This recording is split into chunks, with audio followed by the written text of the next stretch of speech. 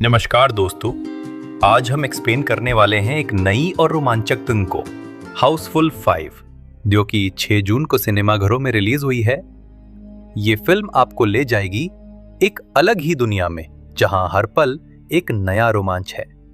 इस कहानी में आप देखेंगे दोस्ती, प्यार, संघर्ष और कामयाबी के कई रंग।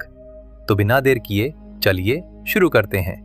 फिल्म की शुरुआत होती है एक लग्जरी शिप से, जहां लंदन की अरबपति रंजीत डोबरियाल के 100वें जन्मदिन की पार्टी होने वाली होती है। पार्टी शुरू होते ही रंजीत डोबरियाल की हार्ट अटैक से मौत हो जाती है।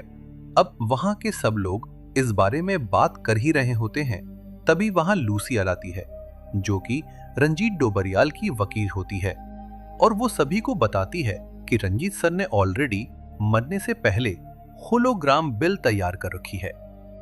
जब लूसी होलोग्राम को प्ले करती है तो रंजीत देव को बताता है कि जूली मेरा वारिस है, जो मेरी पहली बीवी का बेटा है, और तुम्हें उसको उसका हक दिलाना है। और होलोग्राम बंद हो जाता है। इसी पर सभी को डाउट होता है कि हम जोली को कैसे पहचानेंगे। तभी लूसी बताती है कि जोली की बीवी एक फॉनर है और उसके बट पर एक बर्न मार्क है और वो लेफ्टी है। संपत्ति पर दावा करने के लिए एंट्री होती है जलाबुद्दीन की, जो कोई और नहीं रितेश देशमुख है, जो जोली होने का दावा करता है और सबको अपना बर्नमार्क दिखाता है। सभी उस पर भरोसा करने लगते हैं, लेकिन अभी तो ट्विस्ट स्टार्ट हुआ है और अब एंट्री होती है जलाभूषण की, जो कोई और नहीं अभिषेक बच्चन है, जो खुद को जोली होने का दावा करता है और अपना बर्नमार्क भी दिखाता है। सारे शौक रह जाते हैं और फिर एंट्री होती है जूलियस की, जो कोई और नहीं हमारे अक्षय कुमार जी हैं। ये तीनों लोग खुद को जोली होने का दावा करते हैं। तभी देव, जो कि रंजीत की दूसरी बीवी का बेटा होता है, डिसीजन लेता है कि हम तीनों का डीएनए टेस्ट लेंगे, जो असली जोली होने का प्रूफ होगा, और पार्टी स्टार्ट हो जाती है। इसी बीच डॉक्टर के लैब में एक मास्क मैन एंटर करता है और डॉक्टर को मार देता है। अब सीन शिफ्ट होता है जूलियस के कमरे में, जहां जूलियस देखता है कि शशिकला, जो कि जलभूषण की बीवी है, उसके बिस्तर पर लेटी होती है। दोनों शॉक हो जाते हैं और दोनों मिलकर जलभूषण के रूम में जाते हैं और वहां देखते हैं जलभूषण और सारा साथ में लेटे हैं। अब सारा को तो आप जानते ही होंगे, सारा जलाबुद्दीन यानी रितेश देशमुख की बीवी है। अब चारों मिलके जलाबुद्दीन के पास जाते हैं। जलाबुद्दीन तो पास्ता को लड़की समझ के उसके साथ लेटा होता है। सभी शॉक हो जाते हैं। तभी पास्ता सबको बताता है कि उसने रात को सबकी ड्रिंक में नशे की दवाई मिलाई थी, और सब कांची को ढूंढने निकल पड़ते हैं, जो कि जूलियस यानी हमारे अक्षय कुमार जी की बीवी होती है, जूलियस। और अब सीन शिफ्ट होता है किचन में, जहां पास्ता के तोते की मौत हो जाती है और सीन फ्लैशबैक में शिफ्ट हो जाता है, जहां बटुक और पास्ता की लड़ाई हो रही होती है।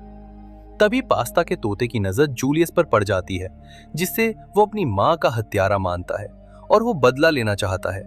जूलियस तोते को बचाने की कोशिश करता है, लेकिन उसके हाथ में वैक्यूम क्लीनर होता है, जो तोते को अंदर खींच लेता है, और इस हत्या का जिम्मेदार पास्ता बटुक को मानता है। तभी जलभूषण को याद आता है कि बटुक को कल रात को फ्रीजर में बंद कर दिया था। जैसे ही फ्रीजर खोलते हैं, बटुक तो बर्फ में जमा होता है। अगले सीन में हम देखते हैं कि कांची दीवार में फंसी होती है। जैसे ही जूलियस उसे निकलकर हाल में एंटर करता है, वहां ऑलरेडी सभी लोग डॉक्टर का इंतजार करे होते हैं। देव डॉक्टर को कॉल करता है, लेकिन फोन जलाबुद्दीन के जेब में रिंग करता है। जलाबुद्दीन जैसे ही फोन निकालता है तो फोन के साथ डॉक्टर की उंगली जमीन पर गिर जाती है। तभी कांच के टूटने की आवाज आती है और छत से डॉक्टर की डेड बॉडी नीचे गिरती है। देव को तीनों पर शक हो जाता है और तीनों को जेल में बंद करने का फैसला सुना देता है। अब तीनों नकली जोली कमरे में बात कर रहे होते हैं कि जोली बनने की बात कहां से लीक हुई है। तभी पता चलता है कि जूलियस की जो बीवी है वो पहले जलभूषण और जलाबुद्दीन की गर्लफ्रेंड रह चुकी है और जिस पार्टी से उसने कांची को हायर किया था वहां जलभूषण और जलाबुद्दीन भी मौजूद थे। इसी बात को लेकर सब में बहस होने लगती है। अगले सीन में हमें दिखाया जाता है कि बिडू यानी संजय दत्त और बाबा यानी जैकी श्रॉफ दोनों पुलिस वाले होते हैं और गुंडों का पीछा करते करते अचानक एक बच्चा उनकी गाड़ी के सामने आ जाता है और बाबा को इमरजेंसी ब्रेक लगाना पड़ता है, जिस कारण उनको जॉब से निकाल दिया जाता है। अब बाबा को शिप से माया का कॉल आता है जो उसको शिप में हुए मर्डर के बारे में बताती है। माया बाबा की एक्स वाइफ होती है और बिडू इस मौके का फायदा उठाना चाहता है। वो कहता है अगर हम दोनों इस केस को सॉल्व कर लेते हैं तो हमारी जॉब वापस मिल सकती। अब सीन शिफ्ट होता है शिप पर, जहां तीनों नकली जोली जेल में होते हैं और बटुक पटेल यानी जॉनी उन पर पहरा दे रहे होते हैं।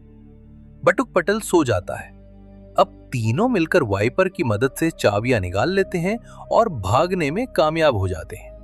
अब तीनों और डिसाइड करते हैं कि तीनों लड़के रंजीत डोबरियाल की बॉडी को ठिकाने लगाएंगे और तीनों लड़कियां उनका ब्लड सैंपल डिस्ट्रॉय करेंगे, जिससे वो मुसीबत से आसानी से निकल जाएंगे। अगले सीन में हम देखते हैं कि तीनों लड़के डेड बॉडी को मैट में लपेट के ले जा ही रहे होते हैं। दूसरी तरफ तीनों लड़कियां लैब में पहुंचती हैं, जहां वो देखती हैं कि लैब में ऑलरेडी एक आदमी उनको फंसाने के लिए वहां पर क्लू छोड़ रहा है, जिसकी तीनों लड़कियां वीडियो बना लेती हैं और लड़कों के ब्लड सैंपल को डिस्ट्रॉय कर देते हैं।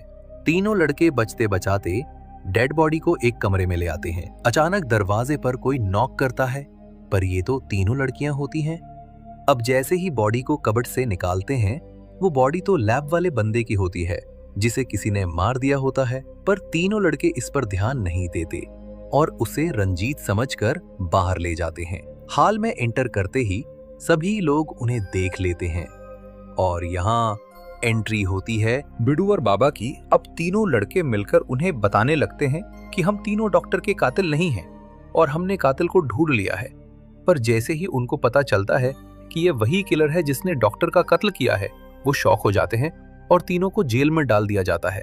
अब उनसे एक एक करके पुलिस पूछताछ करने लगती है। पूछताछ करने के बाद पुलिस को लगता है कि ये तीनों किलर नहीं हो सकते और सारे शिप की इन्वेस्टिगेशन करने के बाद बाबा और बिडू सबको जेल के पास बुलाते हैं और उन तीनों को भी बेगुनाह बताते हुए कहते हैं कि हमने किलर को ढूंढ लिया है जो कि देव है और उनके पास देव खिलाफ बहुत सारे प्रूफ होते हैं। लेकिन सबके जाने के बाद देव जूलियस को बताता है कि वो किलर नहीं है। अब जूलियस को भी उस पर विश्वास होने लगता है और किलर को ढूंढने में लग जाता है। लेकिन जैसे ही वो दीवार पर खून के निशान देखता है, उसे शक हो जाता है कि कोई मेरा पीछा कर रहा है। तो जैसे ही वो पीछे मुड़कर देखता है, दो बन्नर उसके सामने होते हैं जो कि उसके बहुत पुराने दोस्त होते हैं। अब उनकी फाइट होती है और बंदर उसे मारकर नीचे गिरा देते हैं। तभी जूलियस को एक डायमंड का टुकड़ा मिलता है जो कि उसके अकॉर्डिंग किलर का हो सकता है और अब वो किलर को ढूंढने में लग जाता है। और ढूंढने के बाद उसे पता चलता है कि शिप का कैप्टन ही असली किलर है। तो उसे कमरे की तलाशी लेता है और प्रूफ इकट्ठे करता है। जैसे ही सारे प्रूफ इकट्ठे कर लेता है, बाबा और बिडू को उसकी सच्चाई बताता है। बाबा और बिडू जैसे ही कप्तान को पकड़ने जाते हैं तो लाइट ऑफ हो जाती है और सन्नाटा छा जाता है। जैसे ही लाइट ऑन होती है, दोनों ने कप्तान को पकड़ रखा होता है और कप्तान की गर्दन पर चाकू लगा होता है, पर उन दोनों को इसका कुछ पता नहीं होता। अब एंट्री होती है दगड़ू यानी नाना पाटेकर की, जो बाबा और बिडू के सीनियर ऑफिसर होते हैं। वो दोनों को कप्तान का किलर समझकर जेल में बंद कर देता और सबको बताता है कि कैप्टन किलर नहीं था, उसने डॉक्टर का मर्डर होते हुए देखा था और किलर कोई और है। तभी दगड़ू रंजीत की बॉडी को लेकर आता है, जिसके हाथ में 2 बॉक्स होते हैं। जैसे ही पहले बॉक्स ओपन करता है, उसमें रंजीत के सारे संपत्ति के कागजात होते हैं जो कि सबको बराबर बराबर बांट दिया जाता है और दगड़ू उन सब के पिछले गुनाहों के बारे में भी सबको बताता है। सब लोग बहुत डर जाते हैं। अब सब मिलकर एक प्लान बनाते हैं कि दगड़ू को मार देते हैं, जिससे हम सब बच जाएंगे। सीन शिफ्ट होता है दगड़ू के रूम में, जहां एक मास्कमैन एंटर करता है। दगड़ू बेड पर लेटा होता है मास्कमैन उसको चाकू मारने लगता है, तभी लाइट खुलती है और किलर शॉक में पड़ जाता है जब सामने दगड़ू को देखता है। अब किलर सामने होती है जो माया होती है। ये प्लान दगड़ू और जूलियस ने मिलकर बनाया होता है। तभी माया भागने की कोशिश करती है और पीछे से दूसरा मास्कमैन आ जाता है और माया को चाकू मारकर भाग जाता है। पर यह भी माया की एक चाल होती है। आखिरकार उस मास्कमैन को जूलियस पकड़ लेता है और बिडू एक जोर के पंच से मास्कमैन का मास्क निकाल देता है और किलर का चेहरा सबके सामने आ जाता है, जो कि कोई और नहीं जलभूषण होता है। और जलभूषण सबको बताता है कि कैसे माया और उसने मिलकर सारे मर्डर किए। और अब एंट्री होती है बॉबी देओल यानी जोली की, और सब लोग शॉक हो जाते हैं। लेकिन जोली बताता है कि वो ऑलरेडी 178 बिलियन पाउंड का मालिक है और उसे 69 बिलियन पाउंड में कोई इंटरेस्ट नहीं है, जो कि सब लोग आपस में बांट सकते हैं। सभी के चेहरे पर खुशी होती है और दगड़ू माया और जलभूषण दोनों को अरेस्ट कर लेता है और बाबा और बिडू को उनकी नौकरी वापस मिल जाती है। इस प्रकार इस मूवी की हैप्पी एंडिंग होती है। अगर आप सभी को ये मूवी एक्सप्लेनेशन वीडियो पसंद आया हो तो वीडियो को लाइक, शेयर और चैनल को सब्सक्राइब करना ना भूलें। मिलते हैं अगले मूवी एक्सप्लेनेशन में।